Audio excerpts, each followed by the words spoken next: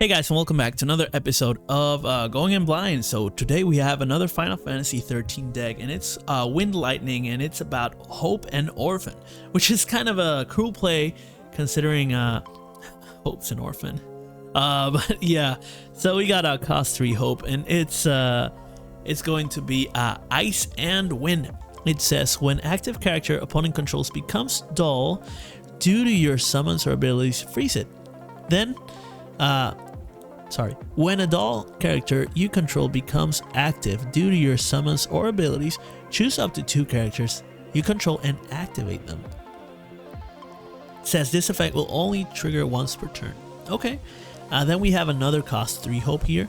It's going to say if you control a job father or mother, Hope gains 2000 power and cannot be chosen by our opponent's ability. So mom and dad protect him. And the father and mother are gonna be Nora and Bartholomew. One of them, which is going to be a search.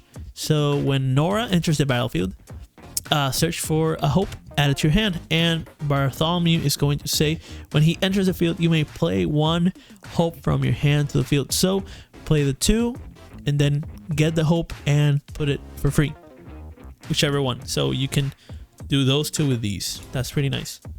So yeah, then the other Bartholomew effect is 2 wind and tap in sacrifice to choose 1 forward and activate it. It gains 1000 power. Okay, then we got another Hope, cost 3, and it says when Hope enters the battlefield, choose 1 backup you control, activate it.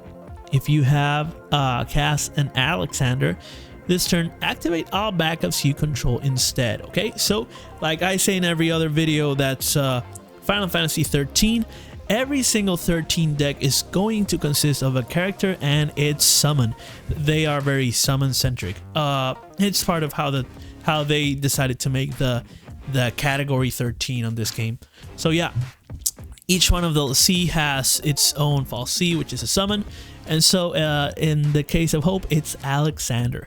So we have a 4th Hope that says when Hope enters the field, you may search for an Alexander and add it to your hand, and you can also tap it and choose 1 forward and activate it.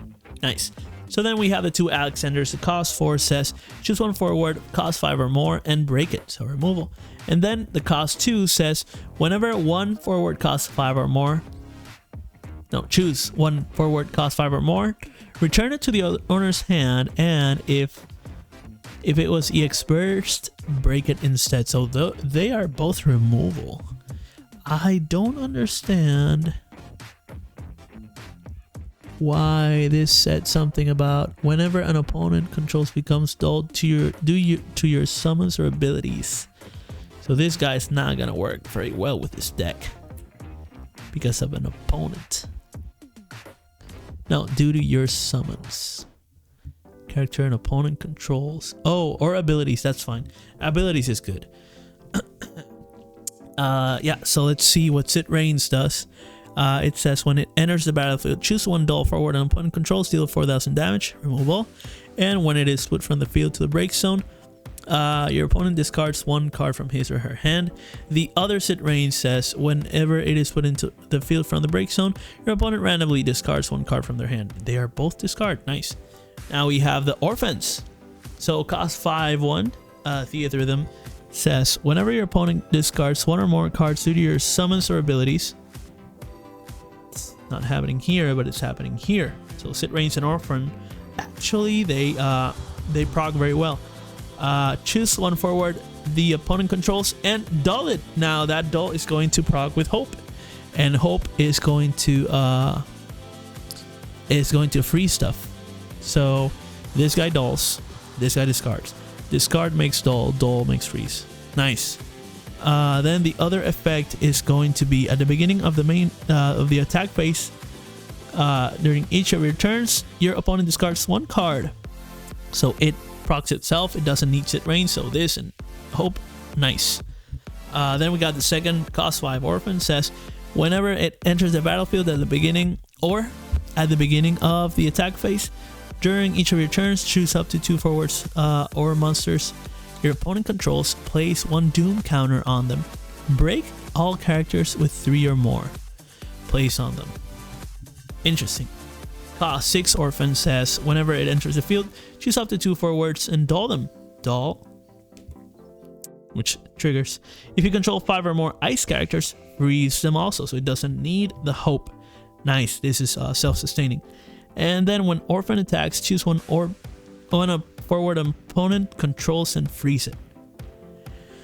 Wow, the orphans are very strong, but if you can notice, we don't have any backups for ice, and we only have a few ice cards. It's half the deck. It's more than half, but it's not really more than half. It's a little bit less, but we can make it more than half by adding some monsters, because we can use those as fodder. We can just pitch them instead.